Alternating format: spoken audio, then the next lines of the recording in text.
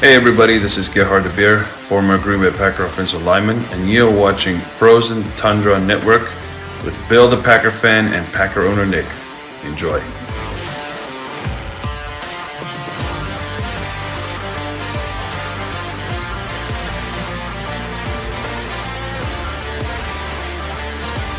Give him that anymore. I can't do this where I'm going to try to find ways that I can explain why Aaron Rodgers shouldn't be blamed, because he absolutely needs to be blamed for this game. Absolutely. Where we went 13-3, of course they're going to be critical, and honestly, they kind of have a right to be. That's why I'm so disappointed as a Packer fan in Aaron Rodgers and even Matt LaFleur, because even though it was the special teams, it still falls on him. He does the hiring and firing. Even if they got Rodgers, they don't have to give up so much, and they don't got the capital to actually go after Rodgers, tell you the truth. If Rodgers stays, we're going to most likely tag Devontae Adams, and then we'll work something out a little bit later. All right, everybody, welcome to the Frozen Tundra Network. We got a special guest today. We got Steve Tate, Packer owner, Packer super fan. Welcome, Steve. We appreciate you giving us some time today. You bet. Thanks, Bill. Thanks, everyone. Yep. Thank you. There really isn't too much to talk about during this part of the offseason until really the draft starts. So let's talk a little bit about our wide receivers. Right. We're definitely going to have to do some work on the wide receiver room. It's not looking too good. I believe this is our current roster right now: Lazard, Cobb, Taylor, Winfrey, and Amari Rodgers. So do you guys think we should go after a veteran receiver? You want to start, Steve? Do you think we should trade maybe a draft pick for a veteran receiver? Well, I would like to see a proven. You never know this draft. Look at the Lions. They went what? They picked the number one draft pick 3 years in a row, wide receiver, and none of them really panned out. So, I know a lot of us like to think about the first rounder is going to be great, but it's a 50-50 deal even on first rounders, right? So right. You get something Exactly. good and something that's proven. I'd rather give up a quality. Something like DK Metcalf, I'd give up a first rounder and who knows what else for sure, something like that, right? So, right. And usually we haven't done that, but Brian has proven he'll do different things, even move up in the draft for a quarterback. Yeah, True. I know we don't. We've always had success in the second round, like with Adams, Cobb, and Nelson. So, yeah. But it usually takes a year or two for those guys to pan out. We're in a now mode with Aaron. Right. Yeah, I agree. I think if someone like a Tyler Lockett, or I seen an article today about Keenan Allen. If that was a possibility, I would be ecstatic. Wow. Keenan Allen.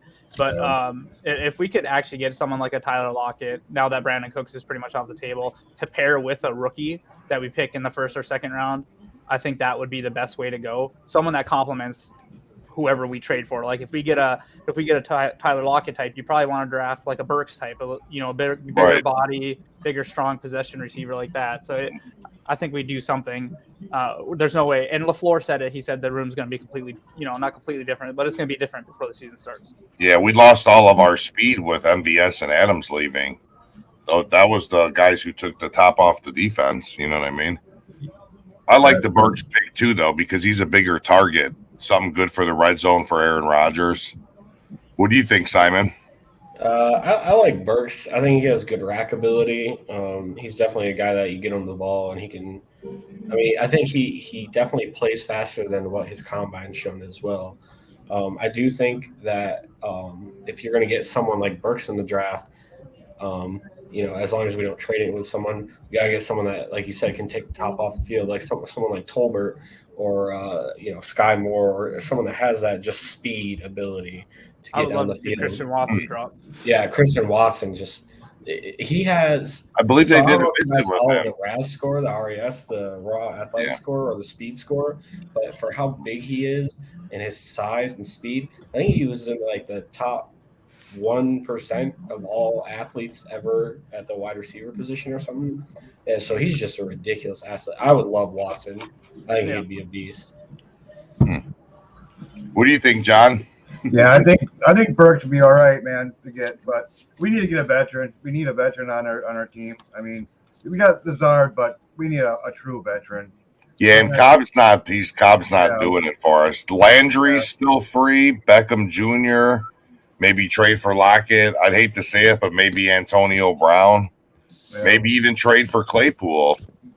Claypool has a lot of upside. So I think a big thing will be there's always that second wave of free agency after the draft and during training camp. So I think someone will become available that, maybe after the draft, like maybe the Chargers are looking at another wide receiver after they just paid Mike Williams and they're going to draft one early and then they're going to be willing to move on. I'd be shocked, like I said, but there's always a couple things of those things that happen yearly.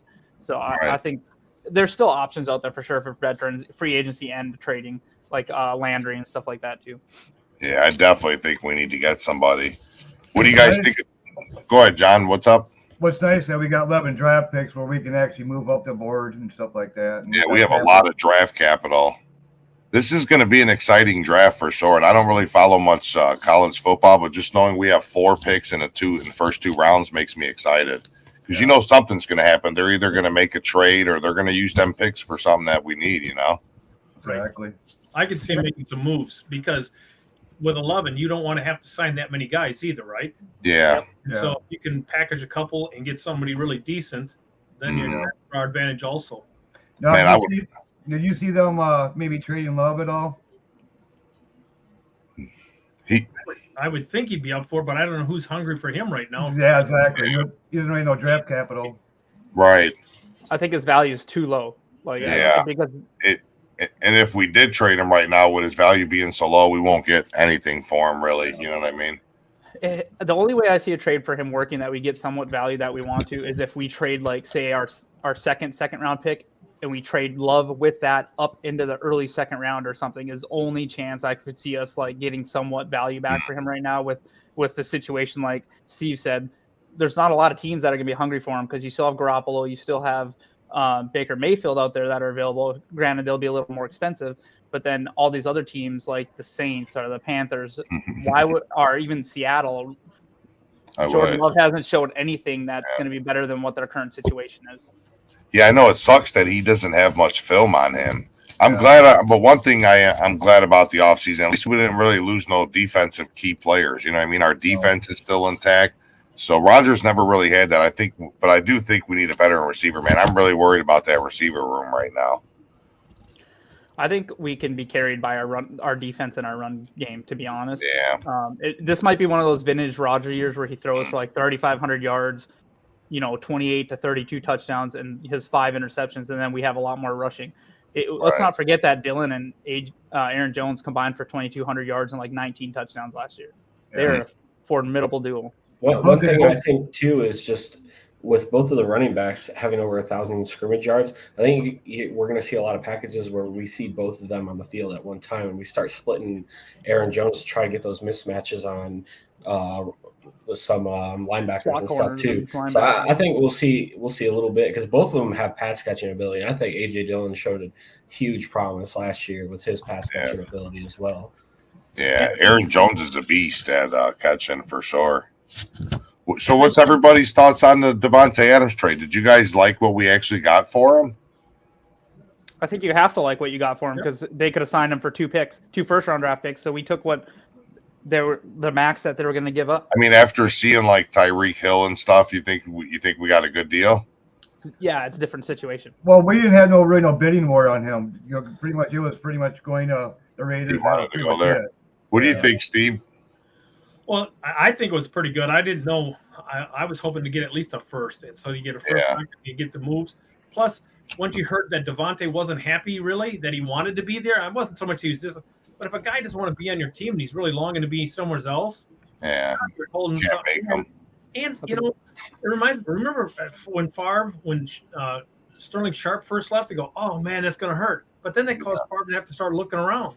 Yeah. Rodgers, in the back of his mind, he was looking for Davante way too much. 33% of Aaron Rodgers' targets was to Davante Adams. 33%. He had tunnel vision when some team was on the field. I think that's why we lost that last playoff game last year because he was just focusing on Adams.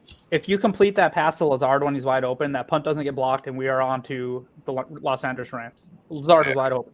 So, because he stepped back, he chucked it to Adams, and he prayed. Yeah. Yeah. Right. because you just get to that. And even though you try to go through your progressions, once you got that go-to person, you just in the crunch you want to do that. So Yeah. and then the other stat that was pretty interesting was that we're 7-0 when Devontae didn't play. Exactly. When we had our 3 top receivers out against Arizona, and that's a good team. Yeah. So Yeah.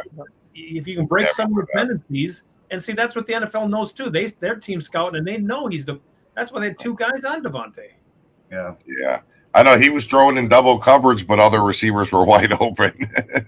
We can't forget about I know we talk about our wide receivers. We can't forget about. I think DeGuara is taking another step forward, and once Robert Tonyan gets back, he has amazing hands. So yeah, hopefully, he's going to be healthy. Hopefully, it didn't hurt him, permanently.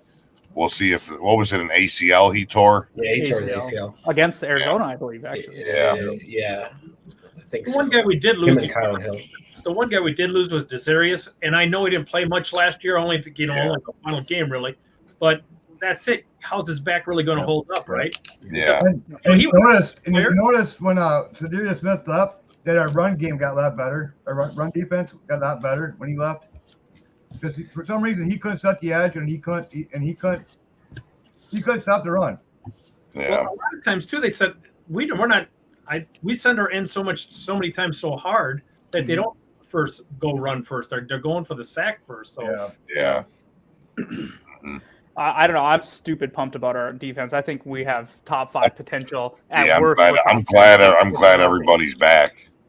And then we're going to add to the draft. We've already had Jaron Reed to the defensive line. And yeah, he's had a couple down years, but just 3 years ago, the dude had like 6 sacks and 9 sacks the year before that. And and I think we're going to plug him in the middle. And then I think we're going to let Kenny Clark roam around a little bit more. And that could spell a lot of almost like Aaron Donald does. That could be. I'm not saying he's Aaron Donald by any stretch of the imagination, but he is not. He's a monster player. So you think Rashawn Gary's going to keep progressing? Yeah. Because he was great last season. No, in the playoffs he was disgusting. Slayton steps up. Wow, we're gonna have a killer front. Yep. And I think you're under that. Last year with the new defensive coordinator, they were all having to learn that and get adjusted. Now we got 2 years under it, right? So that's going to help also. Right. Exactly. Yep. We took a lot of slack for that first year, but it panned out to be worth the wait, huh? Yeah, for sure. Yeah, I'm glad we kept Big Bob Tonyan. I agree, Dan. Yeah. I was happy to see us retain him. So. I think one thing we do lack a little bit of depth at safety, though, because behind Amos and Savage, and a lot of people were kind of disappointed in Savage last year, including myself. I thought he'd take another step forward. It almost seemed like he took a little bit of a step back. Yep. So I'm wondering where the Packers are at, considering his 5th-year option and long-term with him. Behind him, we don't have Henry Black anymore, who played a decent amount of snaps on defense, and a lot of our defense is played on that 3-safety package. So I think in this draft we're going to end up taking a safety pretty high. And I think some Packer fans may be a little disappointed with that, but I'm not. Amos, I was thinking the first 4 picks, I was thinking receiver and safety. I think safety is going to be huge. Amos we don't know where they're at with Darnell Savage's contract, and Amos. I think both of he's them on are free his agents last year, next year. Both of them are free agents next Oh, year. we got to both of keep them are free agents that. next year. We got to. We're kind of in the same predicament as wide receivers, because look at wide receivers next year too. The only one really under contract is Amari Rodgers. I think they're going to take 2 wide receivers, pass rusher, and safety in the first 4. Yeah. In the first 4 picks, if they don't trade them away. I don't know what order, but if they don't trade them away, yeah, we might see some last minute trades. And if they take a safety that early, they're going to want to play him. So I could see what they could do is probably put him back with Amos and then move Savage into that kind of linebacker room, and then you have Devondre Campbell and Darnell Savage closer to the line of scrimmage. And I think that could be a very interesting package for sure. Yeah, Jalen Preacher. Yeah, I agree. I think from Baylor, the guy would from be a good Michigan, target. I like at the end of the first round too. Mm-hmm. Yeah. Yeah, I don't follow much college. That's rough there for me. Yeah, I gotta start watching it though, man. Really, Yeah, Brian and I are starting to really deep dive into this draft. I just watch YouTube highlights. Getting into the players and stuff. Yep. So, I mean, who do you think we're going to draft in the first 4 picks if we keep all 4? Like I know you guys said wide receivers and safety, but like who? Yeah. So So for- I'm seeing that Brian, guy you wanna- or Burks. Steve, you have any knowledge? You I like didn't guys? like Bill saying, I didn't pay a lot of attention to the Yeah. college game this year, so I'm not up on that. But I also listened to John what he said. I believe, but it could also be a lineman too, because Yep, offensive lineman. I agree. right. Or even defensive line. Well, he said defensive lineman. So wide receiver, I think where we're looking at, you're looking at. I hope Chris Olave drops to 22. He could be a very fun, explosive wide receiver. I would love to see someone like if Jamison Williams is still there because of his injury. He would be a great target. Treylon Burks that we've talked about a little bit. Yep. I like George Pickens out of Georgia, but I would hope we could maybe get him in the second round. Same with Drake London in the first round would be a great, but I don't see them dropping. But there's a lot of wide receivers. I think we can easily take one in the first round. Wasn't Burks like the best in college for or yards after the catch or something like that?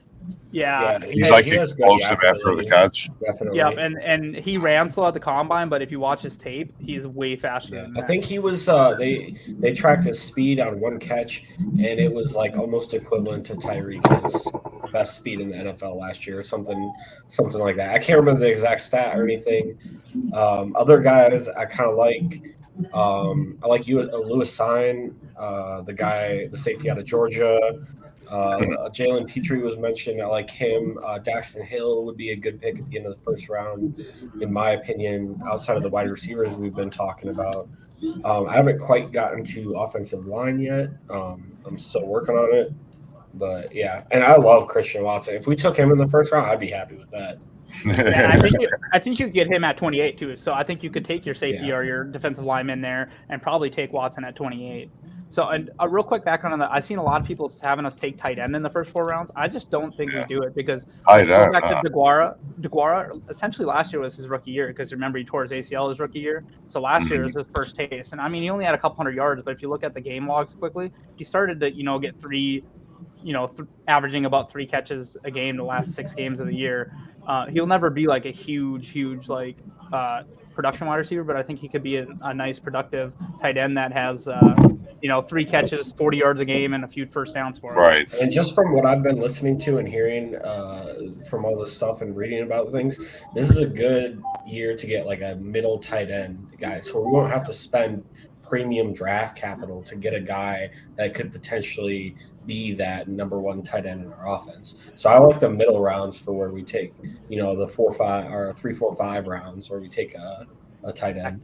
I like Calcutta and stuff like that. Let me ask you guys this. Do you guys see us drafting a kicker at any point? We have 3 on the roster. I don't think so. Yeah, I don't think so. And if you look back, we protected that dude. So we protected that guy pretty much the entire season. And honestly, I think the only reason we didn't move to him, like, why do you protect him otherwise? The only reason I feel like we didn't move to him is because we didn't want to upset Aaron. But now it might be to the point where, like, it's like LaFleur's like, hey, it's going to be an open competition because. Yeah. I will say with so much with the signing of that punter that we got from Chicago, I think more or less they're chalking up to a lot of like holding ability too. Yeah. So I think we bring in another long snapper this season and try to really fix his special teams. And I saw someone mention in the comments too about fixing special teams. I think the Packers are going to use a lot of those like I think our like 7. We have 3 7th round picks. I think they're going to use it for special teams aces. Yeah, too many times you see them drafting projects way late. Yeah. They need to target people that are going to come in and produce on special teams immediately. And I think our new special teams coach, like they signed that guy from the Raiders who is a special teams ace. Yeah, he's like going to have a lot of influence on it. Everyone's like, he's a terrible cornerback. We didn't sign him to be a cornerback, so that's fine. Yeah. So the one thing I've for years I was watching the draft and trying to prep for it, but it's kind of close. But the last 3-4 years, nobody's picked our picks, especially. No. One thing too, you see how they project for us. When the Packers go about their board, it's different than what everyone else says. And I don't pay attention to the Mel Kipers. How many championships he put together? That'd be so. It's just kind of weird how they just do it. I'll even say this. I remember being at when they used to have a draft party at Lambeau Field, and when they drafted Aaron, I couldn't believe. I was shocked that they did that, but I couldn't believe how much we booed. Oh, I Yeah. believe it. Weird being at Lambeau Field and seeing your own fans booing your team. Now, I understand if you have some bad games or bad, but man, just a draft pick when you don't know, and now look how that turned out, right? Exactly. A lot of Yeah. turnout. I almost hate when the Packers have a visit with a player I like because they almost never draft the players they visit with. To be honest, I'm like, no, why did you visit him? They're just trying to deke everyone else out. Yeah. And when you watch everybody's mock drafts, it's always different. Nothing's consistent, not even close. It's like always the total opposite. Every week it changes.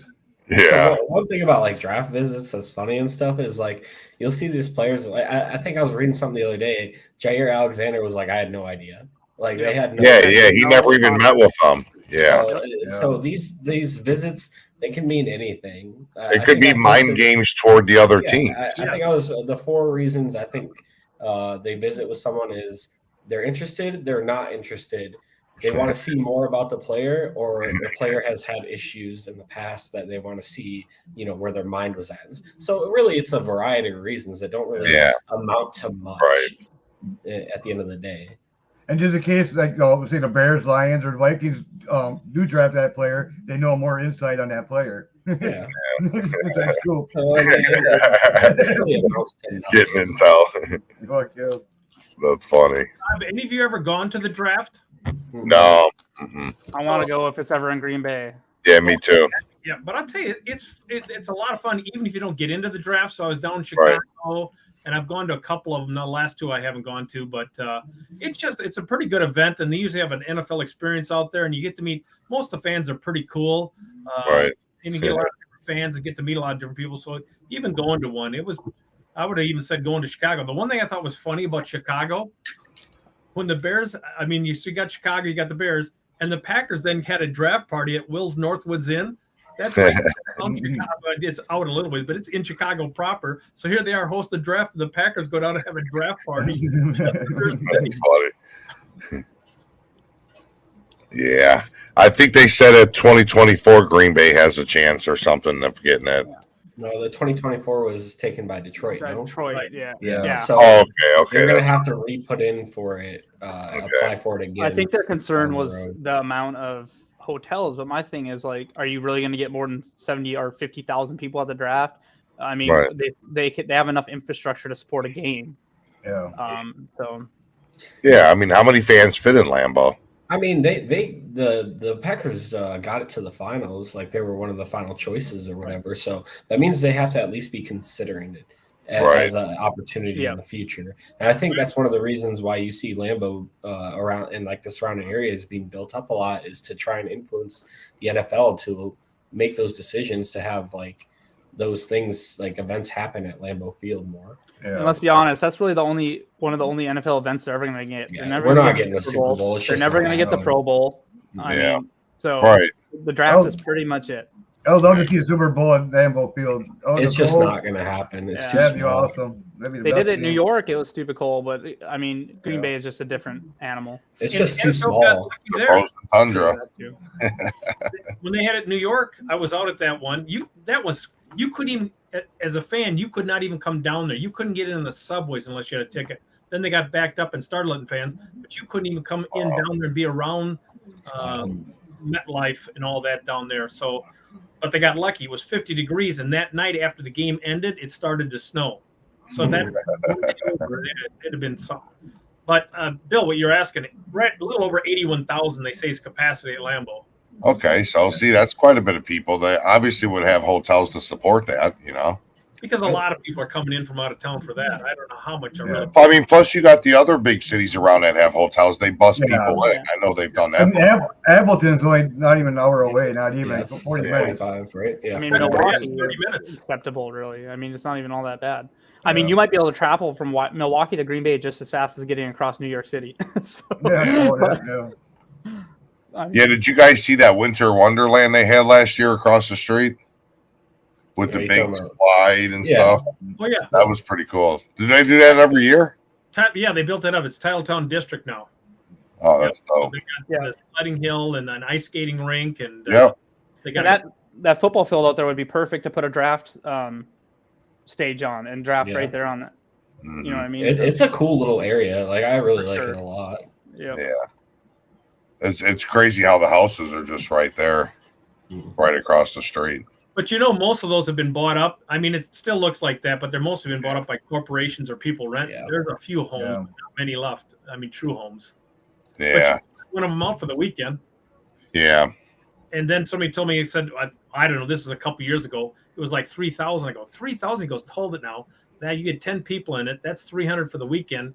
You got 3 nights with your own, all the different bedrooms and stuff, and you're right there versus the hotel where you're paying $250, $300 a night. Yeah. Okay. Yeah. True.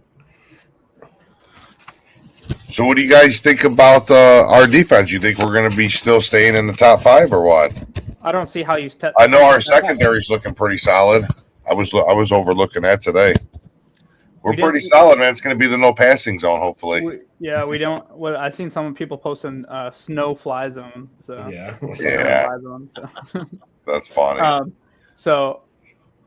You think it's really going to hurt us that Za'Darius is gone? No, because No. he wasn't there last year. So No. I just don't understand how we take a step back this year with Jair back, who is a top 3 cornerback in the league. Yeah. You re-signed Rasul Douglas. Eric Stokes he had a phenomenal rookie season, and there's no reason to think he won't play better. We're going to add some people to the draft early in the draft, probably in the top 4 rounds. So someone going to step in and likely help. I'd love to see like that defensive lineman from Georgia or something like that. So you could definitely argue that we're gonna be better than last year. I don't know how we take a step back, to be honest. Like unless we're injured, unless we get some injuries. Yeah, like John said, even after Za'Darius left, we our running game stepped it up. Yeah. So And Reed is only going to help that. Jaron Reed that's what he's for, is run stuffing. right. Yeah, I agree, John. Get rid of Kevin King. What do you guys think don't about have Kevin him. King? We don't Not have on our Kevin. team. He's a free agent this year. Oh, so they didn't do anything with him? I thought they were going to take him back. It was just the Mike- void years. It was just the Mikey's void will years. pick him up. Mikey's will pick him up. We'll see him gotta in a hope Bears so. uniform. They got So what do you guys Baldwin. think about MBS going to the Chiefs? I Get think rid they of him. overpaid Do you him. think the Packers actually offered him a deal or no? Probably. Not that much. Not But that. we I didn't, think they there's no offered way him, we but offered him $10 million a year. I really He don't ain't think worth we it. did. he ain't worth it, They man. went high because they wanted a speedster to try to fill in for their guys. So They're going to be Yeah. highly disappointed when they realize he can't make catches in traffic and he's not as twitchy as Tyreek Hill, and so he ain't going to get open. And he's So the made of safety- glass. He's made Yeah. of glass. He's always hurt. So. Yeah. I do have to say hi to my buddy John. I saw him come up there. Hey, John.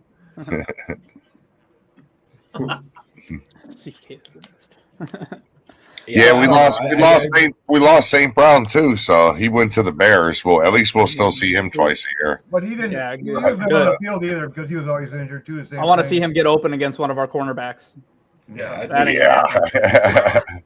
I Yeah. kind of had higher hopes. I kind of had high hopes for him that he could develop into a nice piece, but What's just hurt never me ended is up I actually really liked his brother coming out of college, but I was like, I have a Yeah, his feeling like brother's they didn't balling want out to in draft. Detroit. Yeah. They didn't want to draft him because they seen what his brother does, and they were probably like, well, what if he's the same? So, I don't know. I still like this comment. I'm glad we got rid of Kevin King. I wasn't aware he's gone. We're paying him, unfortunately. Frustrated me quite a bit last season. Last Hopefully, two. the Vikings and the Bears pick him up because this way you go right after him. Yeah, Geronimo Allison wasn't bad. He was decent. He had a couple. Yeah. He was okay. You didn't like him, Simon?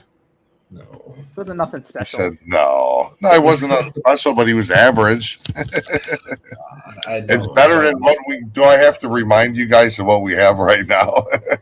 I like Lazard Cobb, and I'm fine with Lazard and Cobb. And then you have Yeah, I mean- Kamara and Tunyon. I mean, we had to add somebody, but Remember, this is our wide receiver room right now. I remember. Because with Cobb, did they even use Amari? They really didn't. You just don't know Yeah. what he has.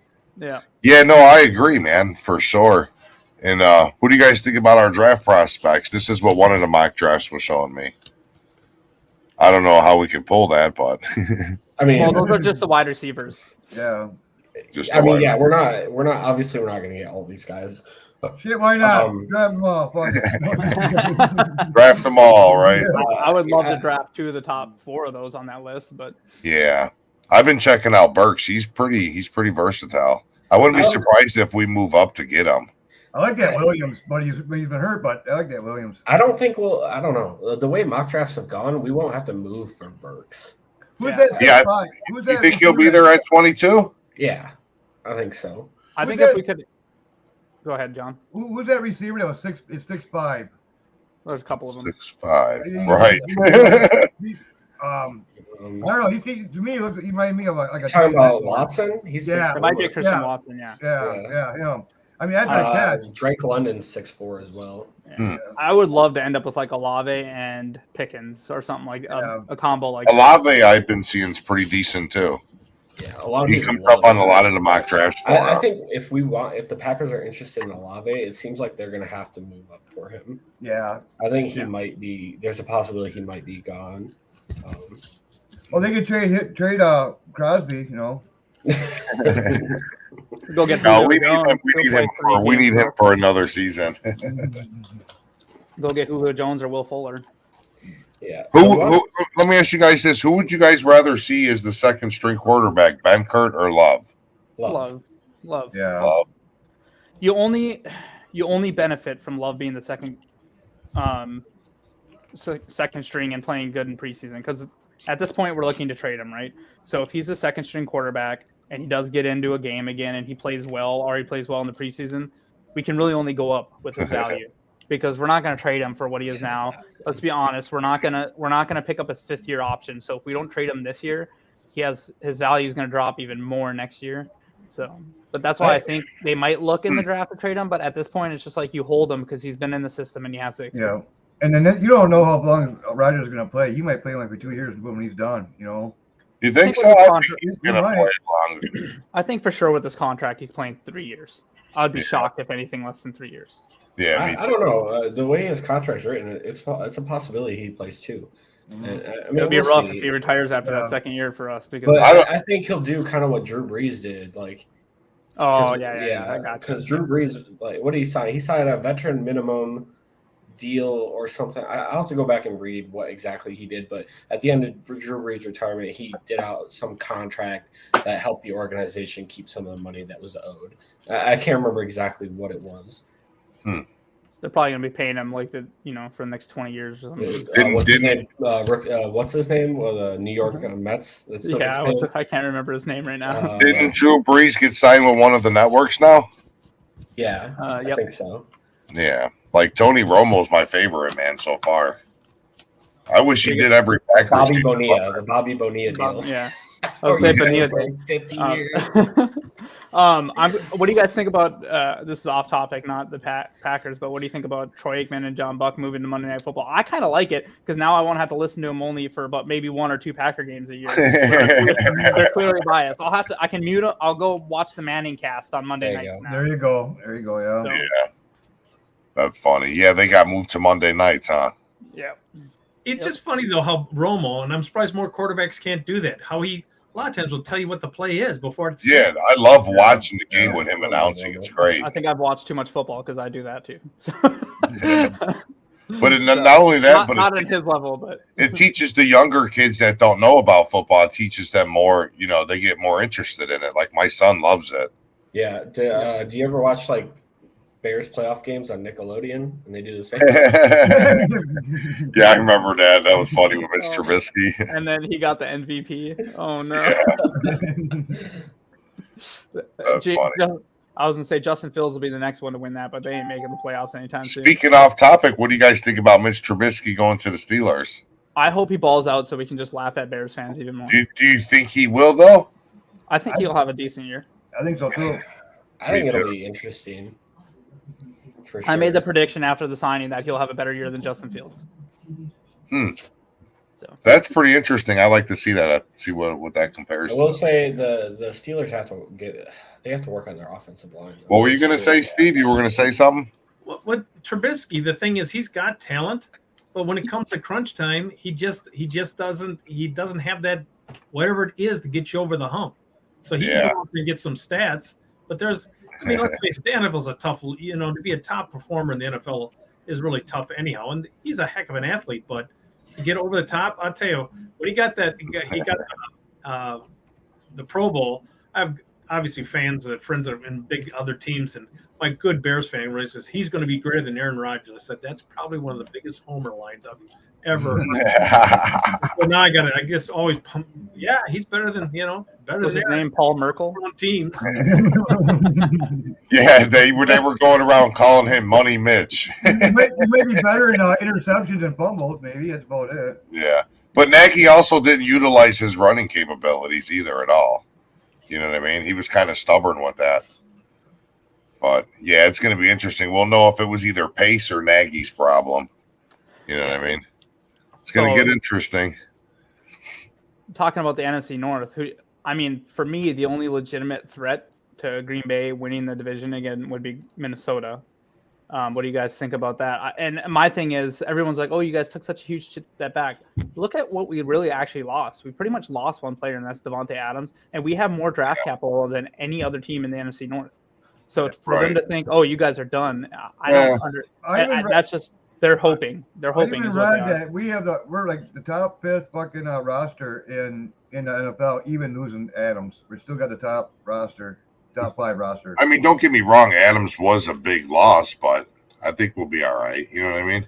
You won't completely replace that talent, but I think you can make up for it with what we have and turning to our defense and our running game a little more. Like I said, Aaron Rodgers might not have the MVP numbers this year, but I think he'll be extremely efficient. Get Bakhtiari back always, and Myers back. That's going to help. And Elton Jenkins. I really like, and John Runyon is really nice. Yeah, I really like how young our line is, to be honest. If we add another piece or two early mid draft, I think I'm really excited about this draft and our prospects moving forward. Like, I was doom and gloom as soon as we traded Devontae. I was like, oh my gosh, what did we just do? I couldn't believe we did it. When you take a step back and actually look at our team and what we have the possibility to do now, you have to be excited. Especially, our main goal every year is to get into the dance, right, and win the NFC North. I think trading him obviously hurt because Vikings are a decent team if they can just put it all together. But with our draft capital, I think we'll be just fine as long as we hit on a couple of those rookies. And normally every year a couple of them come in and play big parts. Like, look at what Myers did last year, played decent as a rookie. Newman, we can't forget about Newman. He had rough games, but he played well. And then Eric Stokes was literally, once he got on the field, he was like, I think he gave up the second lowest completion rating in all of the NFL. And then if we had signed Devontae, we would have had no money. We would have had That's what's when you hear that the Packers offered him more than what he got. So when he wants to play somewhere else, you get those picks and you don't have that cap. That's the other thing that makes it so hard is managing that cap. If you sign Devontae, we do not. Jair is for sure out the door. That's what I think is the hardest part about like trading for one of these a young superstar. If we traded for Metcalf, first of all, we're giving up premium draft capital, and we're going to have to pay him. Have to pay him next year because you're not going to get him for a 1 year rental, right? Because you're not going to pay up that draft capital. So now you're looking at paying. I mean, what do these guys get now? $20 million a year for being. They need to raise the cap a lot more. I mean, the cap is going to blow up. It's going to go up, but even accounting for that, these wide receivers are just getting boku money. It's $30 million now. Nothing a year. You're not going to. DK, that's why I don't even want to trade for DK. I like DK. I think he'd be explosive for us, but he's going to want $30 million a year because now he's seen Tyreek get that, he's seen Adams get that, now he's seen Stephon Diggs get that. So. And the other thing too is when they raise the cap, the quarterback or your premium player eats up. Their goes up too, and you're still in the same spot because it just. They want a percentage of the cap, not a certain. So, do you guys think we should pay Jared Alexander or trade him? Pay him. Yeah. Trade him. I want some more draft picks. Don't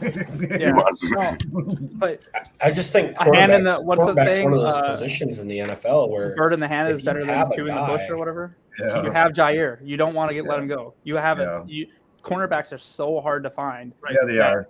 I mean, actual shutdown cornerback. Right. Like he can lock down. But cornerbacks like to get paid like wide receiver money.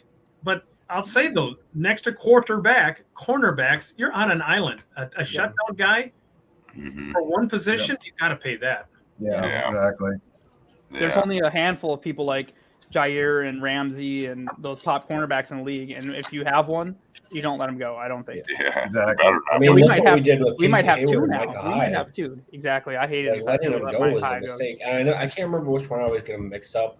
One of them obviously was we couldn't afford him or something. The other was just a mistake. Hayward? So actually, no, I can't remember. neither of them actually, because Hayward didn't get that much money from San Diego, and we didn't even offer Hyde a contract. No, there was one oh maybe it was Hyde that we didn't offer. Maybe that was it. Yep. I couldn't remember. But yeah, like just not even offering him a contract. It was disgusting. And look at Hyde; he's still one of the top safeties in the league, or top 15 safety in the league. Mhm. Well, I was thinking this morning, whatever happened to HaHa Clinton Dix? Is he still playing? He phased out. No, Yeah, He's think- still I don't free think He's agent. better than.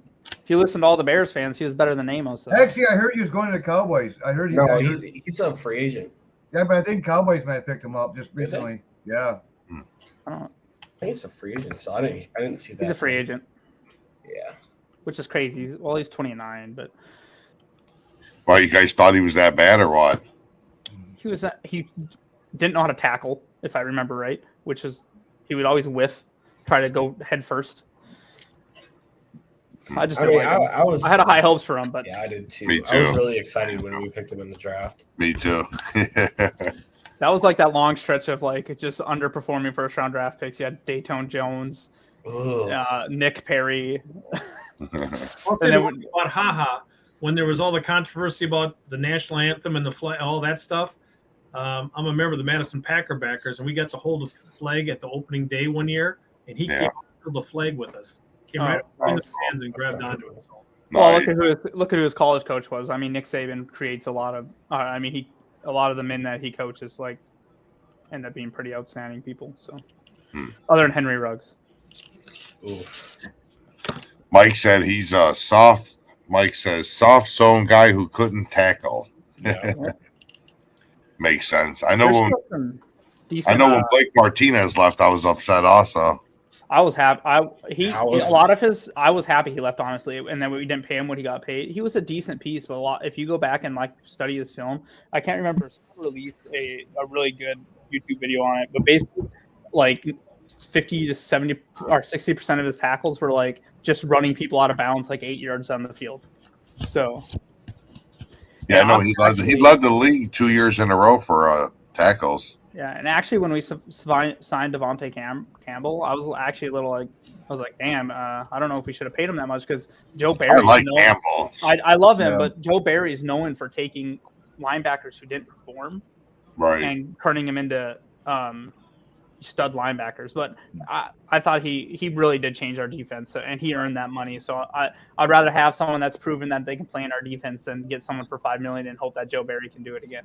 Yeah, and then get blown out again. Yeah, I mean, Yeah. I'm pretty stoked with our defense. We never really, as being Packer fans, we never really get a good solid defense. You know. Yeah, there's still a couple a couple veteran players. I think once they realize they're not going to get paid, could sign pretty cheap. Like Jadeveon Clowney. What if we gave him a 1 year, $5 million deal? Would that really hurt us? Or Will Fuller or someone like that? You know what I mean? So Yeah. it'll be interesting to see what we do. Yeah, but we don't have much cap room right now. I think we're sitting. That's why we need to extend Jair. Yeah. Yeah, free When's some the money draft? up. When's the draft? 3 more weeks? Yeah, 28th, I Right? believe, is the first day. I read an article a couple weeks ago too that basically right now with having to sign practice squad players, filling up the 90-person roster and our draft picks, we have 15 million in open cap, but we actually only have a couple million. So that's where the extensions will be big. Yeah, we got 13 mil going for the draft. Plus, we got to pay for all 16 practice squad players. Yeah. So money's tight right now. Looks like we have money, but money is actually tight. Did they restructure Lowry's yet, or does he still got to do that yet? Who? Lowry. he's a free. No, Lowry would be someone I could see us cutting. He did have a really good season last year, but I could see he would be one I could see us marking as a post June 1st cut, because then I think we save like $6 million. I was just going to ask about a post, because that's what I think we might wait a little bit on signing some of these guys, because there's going to be those post June cuts where we might be able to get a deal on a cheaper target for us. Or if we could trade Lowry. I think that's why season I think last that's year. why they're waiting to get a veteran receiver. Yeah, I think so too. the longer it is, the less you're going to have to pay him. You know what I mean? Hey, Steve, That what do you think? obviously means another team wasn't interested. Welcome to the show, Nick. Glad you talking made it. hockey? What's up? We're talking hockey or what? No. The Red Wings are trash, so there's that. What's the Green Bay's minor league team called? The Gamblers or something? I can't remember. Yeah. Do they got a minor league team? Yeah, they Yeah, their Gamblers. stadium's right across the street from Lambeau. Yeah. I thought Interesting. Green Bay's minor league team was the Minnesota Vikings, the Chicago Bears. Yeah, the Gamblers. It's the Gamblers. It is the Gamblers. Okay. The wannabes. Don't want So you guys don't think there's a shot in hell on getting Claypool, huh? I don't know that he really moves the needle for me, to be honest. I think. Yeah, he does. he's a little bit better than average, but if you compare him to Rodgers, plus he's still got 2 years left on a rookie deal, so you don't have to really pay him. But if I'm taking a Steelers wide receiver, I want Deontay Johnson Yep. more than I want. Yeah, I like Deontay Johnson a lot. I He's like him a fast. He catches the ball. He actually does catch the ball in like a few of them. And I know he can Claypool's play- pretty good hands, but Deontay is like a much better MVS in my opinion.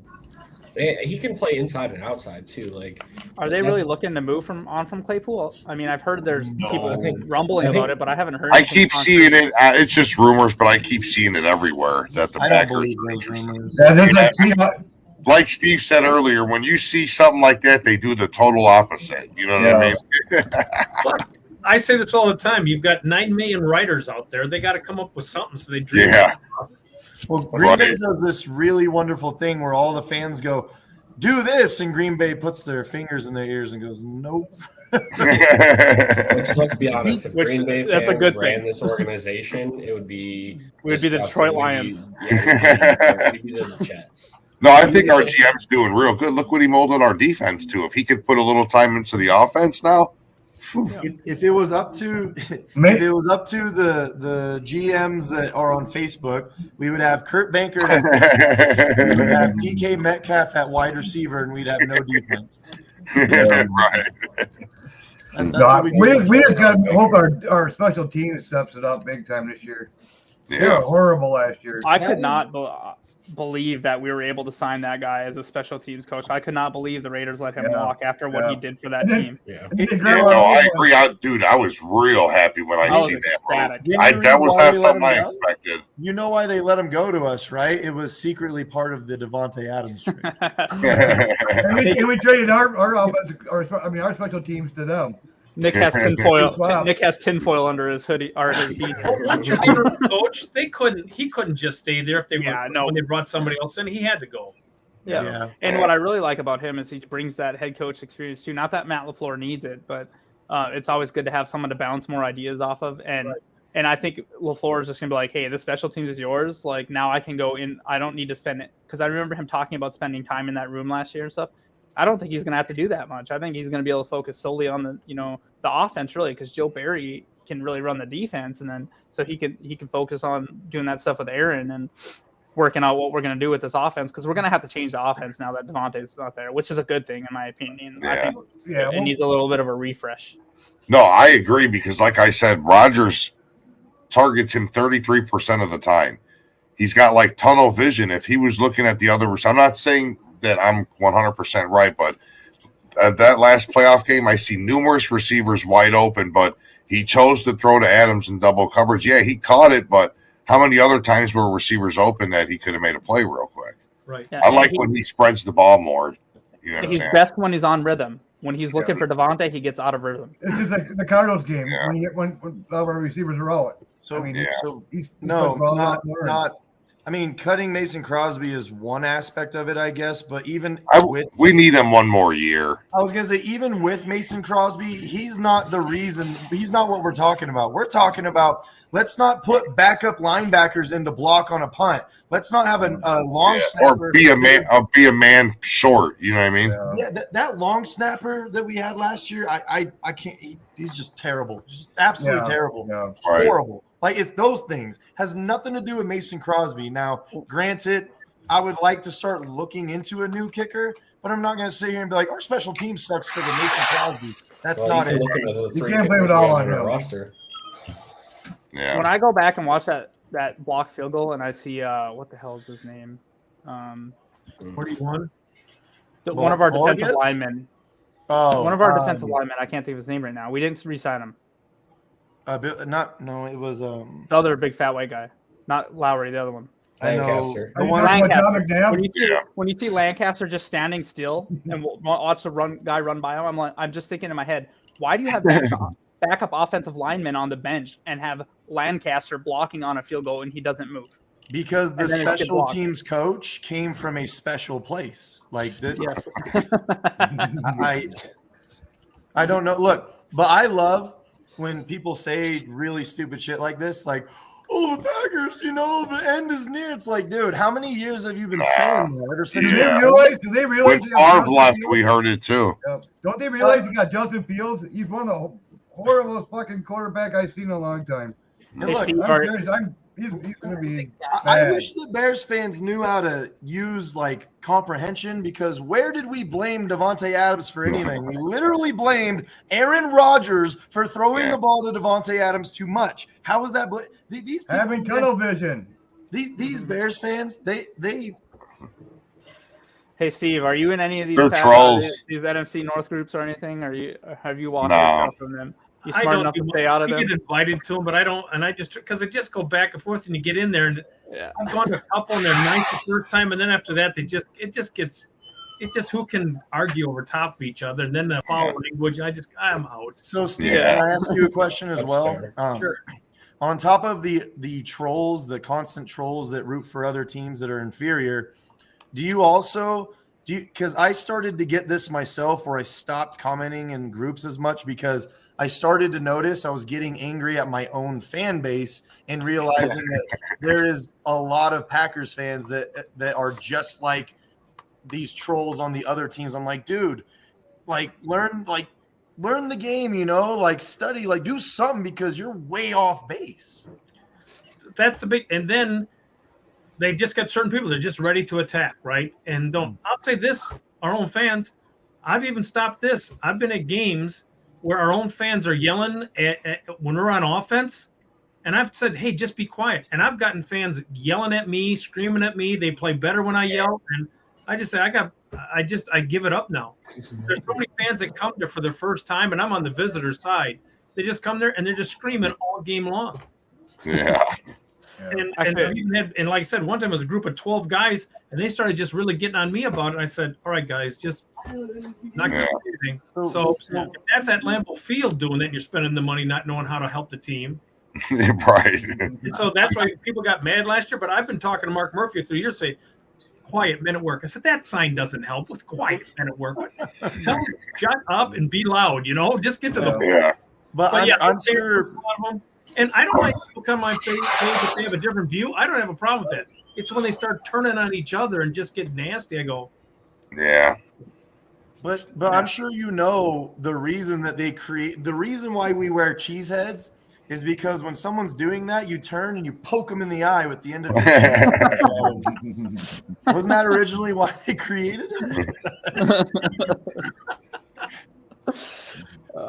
Me and Simon went to a game this last year, and actually we had fans that they're actually Jets fans, but they got sick of watching a crappy team, so they picked an NFC team and they picked Green Bay, and it was their first game at Lambeau. It was actually my first game at Lambeau, and they were the best fans. They were great to sit by because they were having a good time, but they're respectable. And then I think we were next to a couple Washington fans, and one thing I will say is no one gave them any kind of crap. And any home game, I've been to games in Atlanta that and Jacksonville really were kind of pretty bad, where they just would not leave us alone. Like we were the only people they cared about in the city. Yeah, I heard Philly's the worst. Have you ever been to a game in Philadelphia, Steve? yes, I did. But usually if I go to game, I know friends and I go in with them from that other team. And that's really the one time I walked in and I got up, and I usually try to stay in the lower deck because the cheaper the seats, the rowdier the fans sometimes. But I have a friend Kenny, who is just a super fan, been there, Kenny from the Dirty 30, and he's in the upper deck. He'd been telling people, hey, my buddy's coming with me. But that's the only time we rode in the subway the transit up the train, and I wore a green sweatshirt over top. I just wasn't going to take a chance. Yeah. I put the wedge on, pulled on, and when we went up there, but then they said, hey, he's with me, and because he's been there for years, they were cool. But I'll say, let me tell you, this is how Philly is. It's not PC. There were two Philly fans. One guy was standing up about 3 rows and over from one Philly fan with a sign. The play goes off, the sign's up. He goes, "Hey, Philly, you got to put the sign down." The one Philly to another Philly. The guy doesn't put the sign down. The next play, "Hey, you F and F and F, put the sign down." Third play, a Philly fan to Philly fan. He still got the sign up. The guy says, "I'm coming down there and I'm beating you." And he's getting ready to come, and the security come and took the guy's sign away. So that Philly fan to Philly fan, they're going to say something once. You better listen because you're definitely they will have. Yeah, I remember when the Vikings played them in Philly in the playoffs. I seen the videos on YouTube of the fans walking into the stadium, dude. I wouldn't have probably went. I'm 2 hours away from Philly, and I know we played there this year, and I was like, I might go. And I literally 2 days ago, I started looking at Reddit streams and stuff. They're like, don't. It's like literally, you gotta you'd have to go. You'd have to go without wearing any kind of gear, and then you got to kind of cheer quietly, and then you can't, like, if they realize they're going to learn you're a Packer fan, because obviously I couldn't sit there and we'll score a touchdown and be like, boo, like, you know what I mean? So they said basically just try to be respectable, but I don't know if I want to go. No, I disagree with that line of thinking because there's no reason for the Philly fans to hate Packers fans. There's just no reason. They have a reason. Nick. They hate everyone. That's like the culture of Philly. Right. Look. I've been here. Okay, I've been to almost 20 Raiders games at the Oakland Coliseum. Talk about mayhem. Okay. Like my first Raiders game I ever went to, they flipped a porta potty upside down on a Broncos fan that went in. My very first game. So I've watched them throw a Chargers fan down the entire. I've seen so much. So if you are not one of the rival teams that they just absolutely hate and have a rival with, if you go in there and you're just very normal, very Packer fanish, like Packers fans are very nice and docile. They're not going to mess with you, man. But we're always Packered out. We got everything Packers on. No, if you're a Chicago Bears fan, that'd be different. It's like Steve said, though. Make sure you buy the expensive tickets because the cheaper the tickets are, the more money you have for beer. That's why they're rowdier up there, But you know what? Here's what I'll say to any fan. You go to some home team, how to stand up and turn around and improve your life. You're now looking for trouble. You stand up, you start pointing at people and start giving.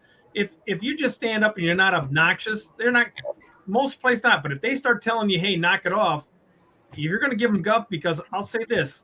Those videos of the Viking was pretty bad. But I have a friend, too, who said the Viking fans came in there, went right over to the Stallone statue, Rocky, putting their Viking flags up. I saw that video as well, yep. Now they're tweaking them, and you've been tweaking them for a day or two, and you get in there and you start to give them smack. Like I said, they don't take smack from their own fans. You better just say.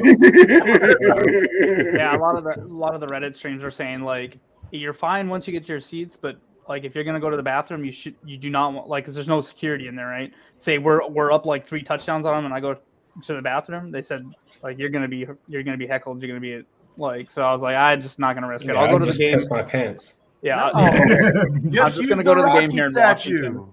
I never go to the bathroom at away games. I don't eat or drink much before going in, and I go in. I get in early. I go in and I hit the restroom right away before. And then that's it. Because up to any stadium, you just don't know. Even home, there could be a drunk fan from the other team in there. Because who's going to be in there most? The ones that are really pounding them, right? I'm gonna wear my Depends in there and just throw it at. He may be a fake boxer on the movie, but he's a real boxer in their hearts. So I would never mess with the Rocky statue. They take that. He's a real boxer in real life. Yeah, he's an actual boxer. So I could only imagine at Lambeau if someone's messing with like the Lombardi statue or something. The Lombardi statue. Someone's like, "Hey, please don't do that again." Give them the old Canadian warning. You can have some brats real quick, but don't do that. Hey, how about you stop that? So for me, I'll tell you this. I've gone down to Soldier Field a lot.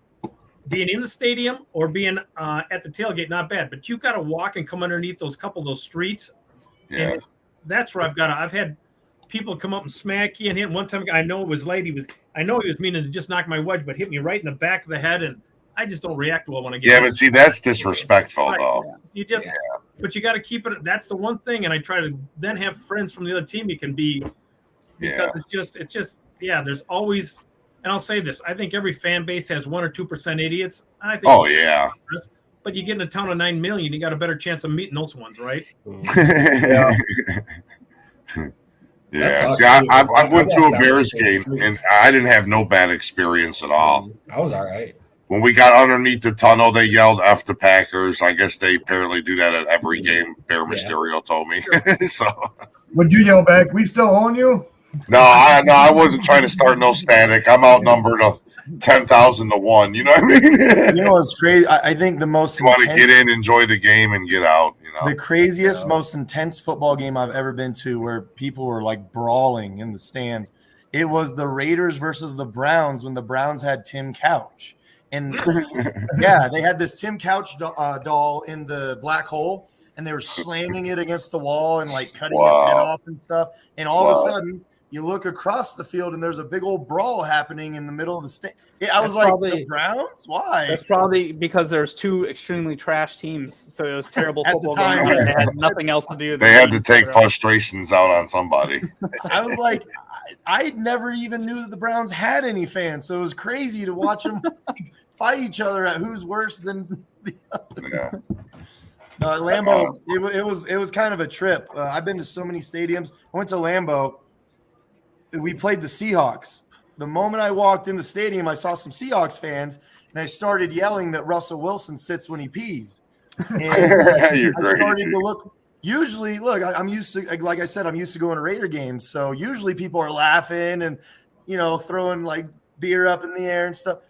This time, the Packers fans were even looking at me like, for shame, man. That's not funny. And I was like, my bad. We're actually here to watch a football game. All right. So I was at Oakland too, and I had no problem there. And it was no problem at all going in.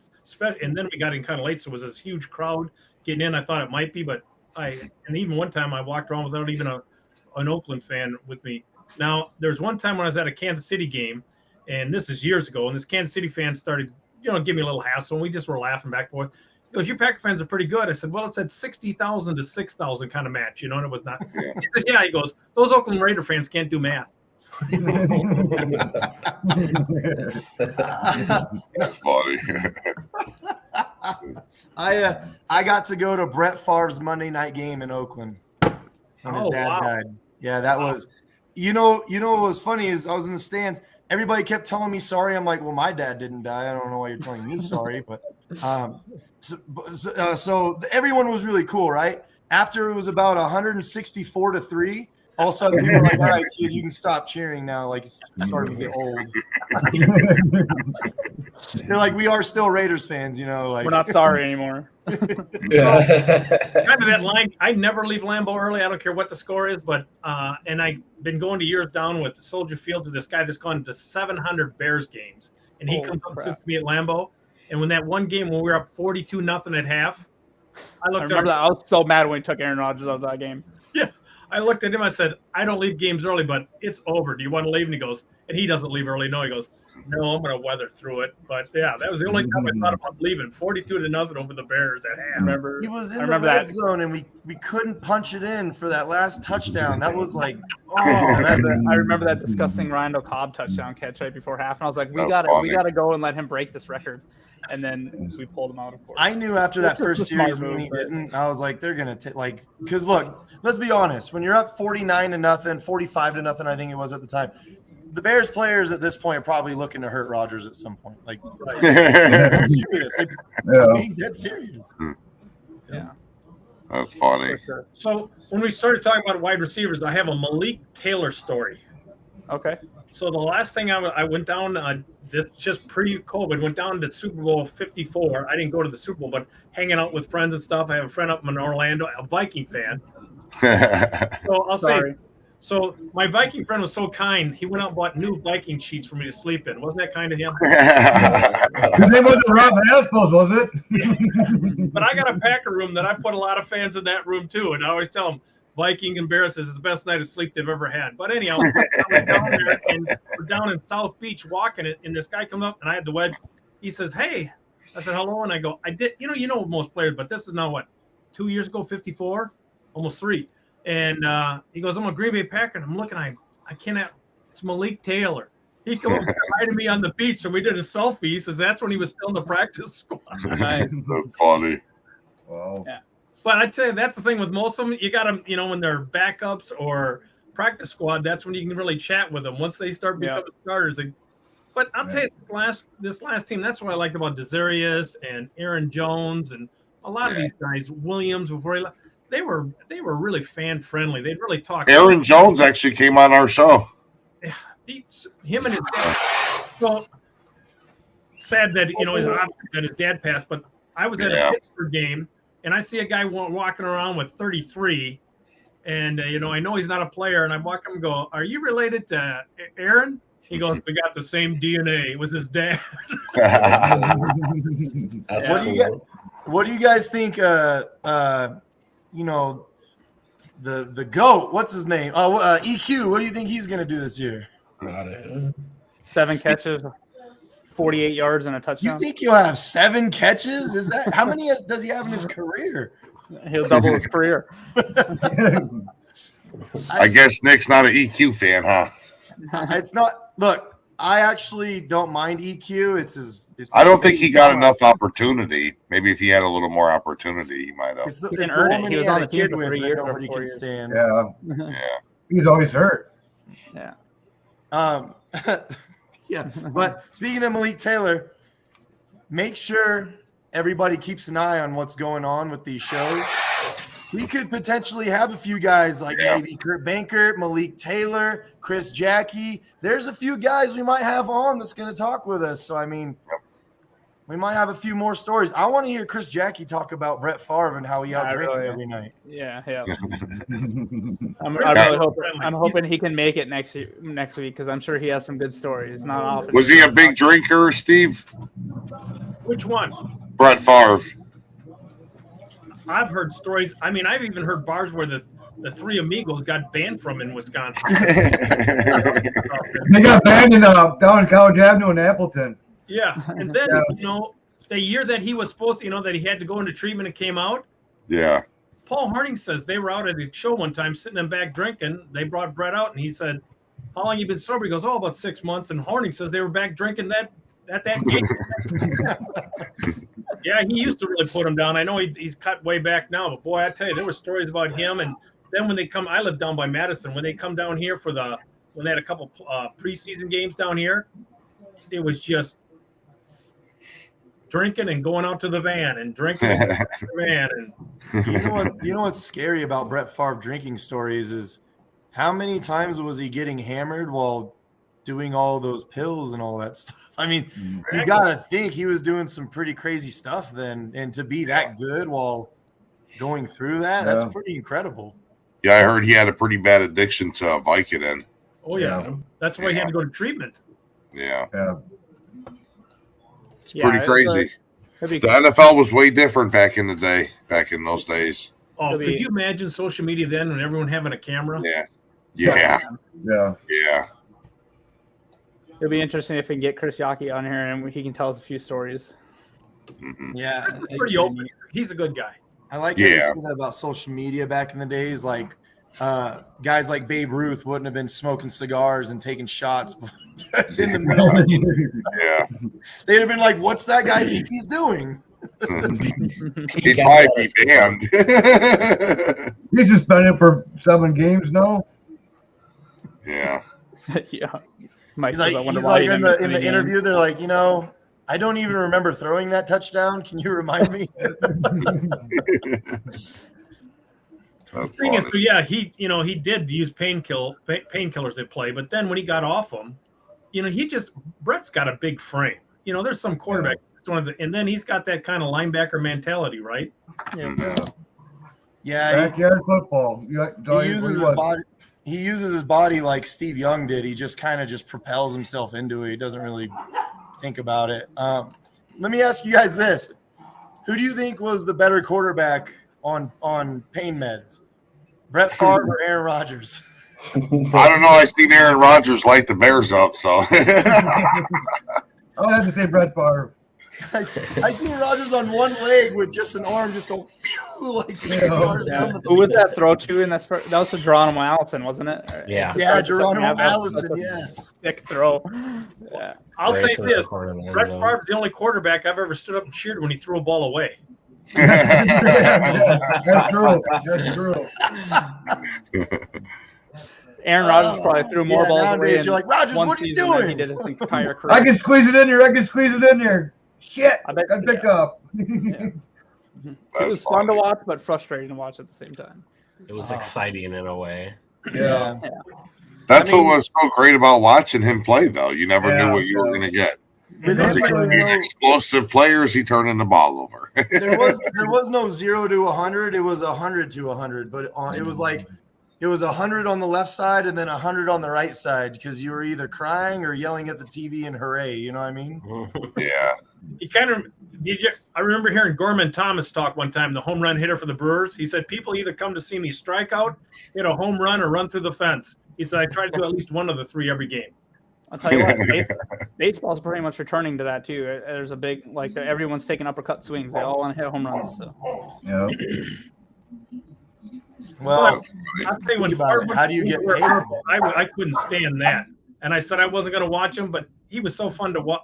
I did started watching some of it. I still never rooted for him in purple. I just couldn't. But I tell you, he had fun playing the game. There's no doubt about that. I'm just glad he threw that interception against the Saints and didn't take them to a Super Bowl because I couldn't have bared it. Although we would have, it would just been another thing we could own them Vikings fans about. Yeah, like your one Super Bowl took a Packer Hall of Famer to get you there. So going over to Minnesota, tailgating over there, a lot of Viking fans, and they had this little doll all dressed up in Favre with a sign saying he loved us last. Tear it up. And then when he came back and retired here, I went to all my. No, he didn't. No, he didn't. Now, I wish in a perfect world we were just talking about all those highs and lows of Brett Favre. I wish in a perfect world there was some way you could combine quarterbacks, like not combine them into one, but like use quarterbacks for certain things, even though that's never going to transition in the game. Like it's overtime against the Giants in the NFC Championship game. Well, let's put in Aaron Rodgers for the overtime this time. Then let's not put in Brett Favre. I wish that there was like a perfect world where you could mix and match like that. And I was at that game, and here it was. Favre sat on the sideline and didn't warm up.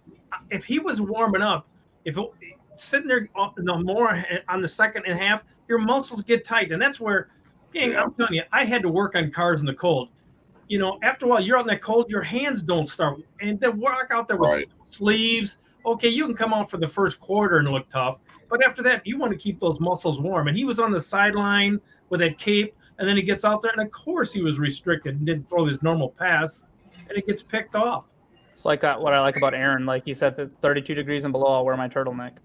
He still has old school mentality with his chin strap and stuff, Aaron. But like if it's cold out, he'll wear their proper equipment. I mean, so well, the issue with Favre was he has to put his whole arm into it. So if he's locking up in any way, he's not going to be able to do it. Rodgers, he flicks the ball. He has a very unique motion where he flicks the ball down the field. So he doesn't take a whole lot of arm to get it down there. So it's just kind of different between the two quarterbacks. Their mechanics and everything, but I mean, come on, Brett Favre was the man in the snow. That was the original GOAT in the snow, I guess. Other than like Bart Starr. Yeah. It'll be interesting to see what Aaron does with his career too, because he said before he wants to play to 45, and the last 2 seasons tells me he can do that if he stays healthy. So I'm really and another thing with I know we're kind of talking old stuff here, but once I found out that Aaron knew that Devontae was leaving but he still chose to resign with us, that for me I was like, oh man, he's like totally like he's bought in now. Like he's like, okay, let's do this. Like it. The report said that Aaron Rodgers knew before everything was going down that he was already on board. Apparently, Devontae Adams had already told him and the establishment, like, look, I'm not going to play for you anymore. See, what I figured, do you remember in the beginning of the season, we kept seeing that meme go around saying the last dance like Michael Jordan? See, we all really thought it was Aaron Rodgers leaving. It was probably Devontae Adams, saying, hey, this is my last season. I want to go do my childhood dream. Yeah. I want to go play for the Raiders. You know what I mean? That's a great point. And who reported on that really ahead of time? Nobody reported that Devontae was going to leave. Yeah. And so the last 2 years they've been banging on Rodgers not leaving, leaving, and that how he didn't. Remember when Matt first came in, he wasn't getting along with Matt. Well, that's been wrong, right? That's been debunked a million times. Yeah. These people they gotta sell clicks and views. So they gotta advertise everything. Because what's going to get you more clicks? What's going to make you more money? And what's going to get you more views? Aaron Rodgers drama or Devontae Adams wants to play for the Raiders, which he's always wanted to. Like, that's a nice story and all, but Aaron Rodgers drama is going to create so much more tornadoes in the NFL. It's unfortunate that he gets ridiculed and criticized the way he does. I actually think it's unjustified. If you want to talk about his football play, then fine. But I've never seen him exemplify. Yeah, leave his personal life out of it, right? Yeah, I've never seen anything in his personal life that shows me that I should just hate the dude for no reason. I don't care what he does off the field. And that's none of my business, you know. And the way he was treated that first year when the team was having and Favre were having issues, that was hard on all of us, right? But man, Aaron was getting death threats by people. He was having kids cuss him out. It was, and then he still went. It was horrible how he was treated. That third year when Favre was playing the games. Well, that's what kind of right. That's what kind of drives me nuts about like how people were treating him this last year. When I could understand his frustration, it's like, look what this dude gave to this organization, right? He's been here for 16, 17 years. He's done a lot. Sure, he gets made. So with that being said, do you guys think that his new contract was appropriate? Yeah, look at he's already been passed up by other people. Or it's going to happen with a blooming thing. Yeah, I'll say appropriate in general, but not appropriate for us. That just wouldn't have worked. But it's pretty much the going rate for a quarterback of that type He's of talking talent. about Aaron Rodgers, not Devontae. Yeah. You're paying Derek Carr twice, basically. I'm good off that, to be honest. Bill's talking about Aaron Rodgers' contract, not Devontae. I thought we were on Devontae Adams. My bad. No. Aaron Rodgers' contract is really, really actually team friendly. His cap hit is less than Kirk Cousins this year. It's actually for the next 3 years, it's less than Kirk Cousins, and this year it's less than Kirk Cousins and Jared Goff. But here's the beauty of it: it's structured because in the third and fourth year, where it's starting to get a lot more astronomically bigger than the first 2 years, we don't need to really re-sign anybody that's of. Well, the fourth year he gets $49 million of a cap hit. But if we were to just say, like, if we decided to cut him or trade him, it's only a $12 million dead cap hit, which isn't much for, you know what I mean? Not that we would, but by then they would probably reconstruct it or extend it at that point. And by 2025, the cap is going to be $270 million. We've already signed the good guys this year that we needed to sign. We're going to be able to sign guys like Rashawn Gary and Jared Alexander before we get to that big cap hit of Aaron Rodgers' contract. It's actually really beneficial for us in the early stages. Later on, we might have to kick the can down the road again. I know that we keep doing that, but it is the business. Like I said earlier, I foresee Jair being that we always get that one contract in spring training where they sign it right before training practice starts. And I have a feeling this year it'll be Jair. He'll get his extension right before the season starts. I don't know. Especially now that Devontae Adams money, we're not going to have to pay that. Like, that's a huge bonus for us. Yeah. It's going to help us out in the long run, to tell you the truth. For Devontae for his first 2 years, Gary for his first year and two, they were riding both those guys, right? And then, it takes – I mean, it's a huge jump from college to the pros, especially when you got to get specialized in your craft. Right. I mean, in college, you can get by on a lot of talent because you're not playing top talent every week. That's not in the NFL. You got top talent every week, even with the Jaguars. Yep. Well, for every award in college that you've won, for every record that you've broke, for every 40 time that you surpassed, everybody that you're playing with has all that. So exactly. You're not playing against guys that are like, I caught a touchdown one time, in a game, and this is my sophomore year, and you're like, what? Like, you're not playing guys like that. So let me ask you this, Steve. Do you think we're sweeping the Bears this year again? Absolutely. They're in a total rebuild. Retooling. They're retooling. Retooling, So Justin Fields will never admit it. Justin Fields will never admit it, but when he said, the game didn't seem fast to me, I bet you it seems fast now after his first year. Like, look, I don't like watching the kid get hurt. That's not my goal. That's not what I like to watch. But I just thought it was like so ironically wonderful to see someone say that. And the very moment after he said that, he got absolutely rocked. I don't want to see him get hurt or nothing like that. I'm just saying football came pretty fast to him after he said that. Yeah. But Football's a mean physical sport. I want to exert my physical will over you. That's why it's won in the trenches. It's still you don't want to knock somebody out of the game or career-ending injury, but you want to ring their bell. Every time. That's what we like about football. I believe every given Sunday that really happens in football. Like, have you ever watched any given Sunday where they're lining up and they're just like, I'm gonna fucking kill you, and you're like, whoa! Like, I believe that they're doing that stuff on the field. Yeah, it's a physical game. Yeah, well, they're trash talking all the time to each other. You know, there's something we don't even know about when they're trash talking because we can't pick it up. But they're trash talking. I'll say they want to hurt each other. They probably don't want to injure each other, but they certainly want to hurt you.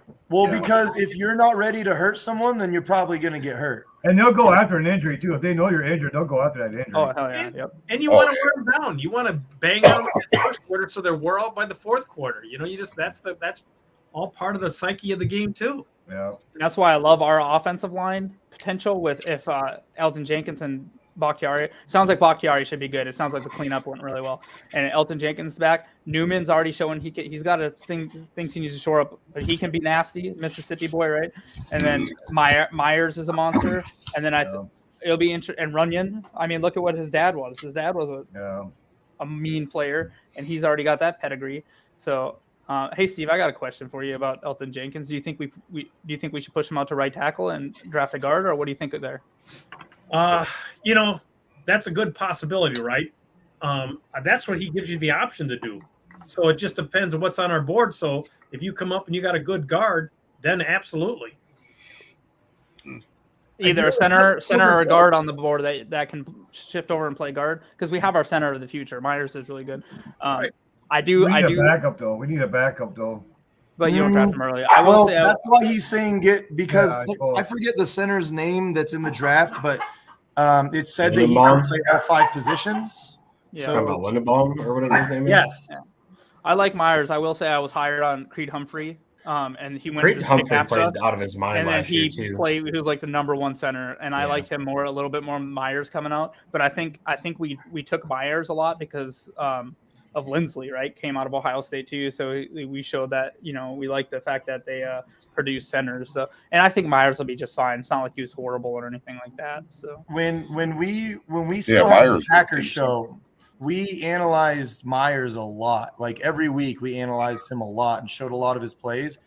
The thing I love about Myers is when we're running the ball, the guy not only throws his guy to the side, the second. I swear I've seen this a lot last year. Every time we break through the line, he's already at the linebacker with his hands on him, like immediately. Yeah. For a center, that's actually really difficult to do because you have so many things you need to do first. Yeah, you have a 310, 315-pound dude lined up straight over your face. Yeah. But not only that, you release that ball. Snap as well. Executing the snap also takes a full second almost, which is a lot of time in a play, So the fact that he can do all that and get to the second line of defense that fast, I saw a lot of great things from Myers. I really did. Yeah, I did too. And see, that's where a lot of fans, Cavs fans, they look at the size, but to have the smarts and the foot speed, you've got to be able to move at that size. Yeah. Got to have the instincts too. Yep. Mm-hmm. But hey, I got to get going, guys. Yeah, I was going to say the same thing. I think I got to wrap it up too. I think I got to get out of here myself. Thanks for coming on, Steve. I appreciate you giving us some time. Absolutely. I know fans from around. Most of the fans, a lot of the fans are good. And then a lot of the teams, it's really cool getting to know. If you get a chance to get to know some of the other fans too, because what I've enjoyed doing is going to there, like Oakland. Hey, I went out there and stayed at an Oakland fan, or get there and you get to see what their kids are like and what their culture's like. It's a lot more than just the game. And I'll say that's why I was. It's about the relationships, right? Yeah. The tailgating. Coaches are going to come and go, but it's the fans you're going to, and then even the fans in our own fan base, and then the fans in the other teams. Man, it's pretty cool to get people. And I say this a long time. I'm a fan of fans, probably more than anything. I came in as I'm still a huge Pack fan, obviously, but it's the relationships, guys, that you can get to have with the teams. So if anywhere, the last place I wanted to go was really Minnesota, and I know more people in the Viking World Order now. It's a really fun tailgate. Good people. Yeah, they're good people. They do a ton of charity work, I've learned. I have a couple of good friends that are in the VWO. And the last thing I say, all these fans, they always say, "You guys got lucky with Favre and Rodgers." I said, "You think that's luck? Wait till you see the third quarterback we get." Yeah, that's funny. And then they come and tell you it's not Jordan Love, though. You're like, man, he got me there. But All right, guys, I think I'm going to get out of here. We got any final thoughts? Yeah, the Bears still suck. We knew that. We're coming for the NFC this year. We're coming for you. We're going to keep it, never give it back. Like 4 years in a row. Yeah. how many of you guys are owners? Everybody except me. So everyone says, if people go, "Oh, so you're an owner, huh?" And I go, "Yeah, one of." Now I got to up it up. It's almost like 400. 300 some thousand. Oh, that's when I tell them, hey, I'm going to make a few calls, see if we can get DK. You know what I'm saying? So when I went over to Minnesota, they had 2 owner parking spots. It says, "Oh, isn't that quaint?" So, real quick before we go, my thing about that is people want to give you crap. Oh, you wasted money. It's like, I spend that much money on a ticket. Why don't I just buy that, support my team like I would with a ticket, and have something with my name? It actually, all the money goes to fan experience. Yeah, and So- staying in the stadium. And Right. how did you waste your money on something you wanted to buy? Yeah, exactly. And here's what I say to me, people: it's memorabilia. I love hanging it up and showing people. Like, I think it's Yeah. cool. Yeah. and I've said to people, "So you wouldn't spend $250 to help your team out?" Yeah. Right. And Oh, any of the other teams would, for sure, hands Well, down. the other fans would rather have a stadium that the roof leaks. right. Or falls in. But I got Or friends from collapses. other teams that bought a share just so they could say they have a share of NFL stock. Yeah, I know Bear fans that bought shares just to say they own the Packers. Yeah. Hubert bought one. Hubert bought one. Yeah, Huber bought one too. And he's a Detroit Lion fan. So thanks a lot, guys. It was good coming on and getting to know you guys. Yeah, I appreciate it, Steve. Yep. We'll definitely have to have you on again for sure. We appreciate you giving us your time. All right, guys. Get up. Go back. Go. Go, and Bears still suck. Go. Yeah.